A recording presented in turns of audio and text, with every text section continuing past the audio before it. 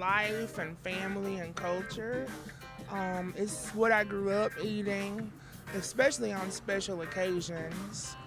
Um, it's it's part of history. I think it's more than food or more than just a cuisine. It's about survival, about making it. It's everything. I love soul food.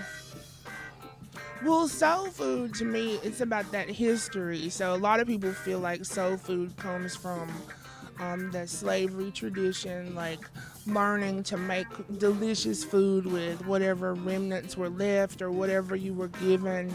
But I also think it's about innovation and creativity too, because you make food out of whatever you can find in the region or in the area, what fish are in the brooks and the creeks, the animals that are in the region. It's about survival, but it's also taking, that survival and making it into something beautiful and something cultural.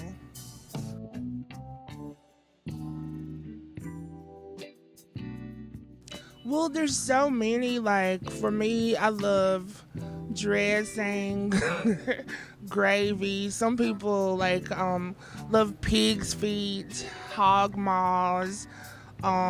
There's more traditional stuff or more common things like everybody has like a family macaroni and cheese recipe, and people get to fighting and arguing about the potato salad recipe and what's right and what's wrong and how did it get made and who made it.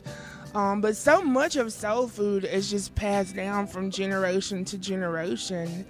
And I mean, when I'm trying to find a good restaurant or a good place to eat, I think I'm always comparing the food to my mother or my grandmother's cooking.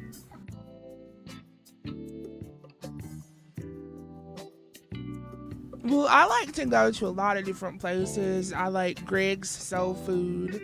I also have gotten them to cater events here at City Hall. I like Herman's Soul Food out in Brainerd. I love Sack's Wing Shack fried fish. I like Uncle Larry's fried fish. And a great, great cook is Tulane Hawkins over at Waffles Restaurant. But if she cooks something don't like if you can become her friend and get her to make something off the menu. I mean, it's like heaven. Like one day I was over there and she had neck bones and rice and gravy and she gave me some. And I did not care about my blood pressure, my diabetes, or anything. I just ate it up. It was so good. So there's some wonderful restaurants and cooks here in Chattanooga. You just have to explore our city and see what people have to offer.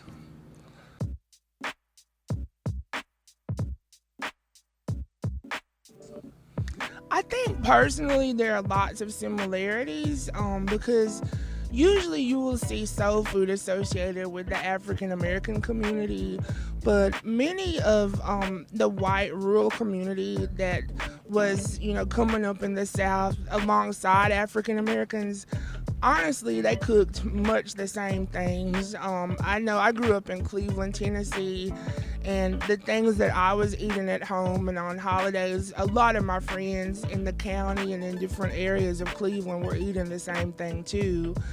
So I think some of it is probably just different words and different historical cultures that it comes from. But yeah, I don't know if there's that huge of a difference, but this is just my opinion. I think it's just more based on the words and the race or cultural background of the cook or the family that it comes from.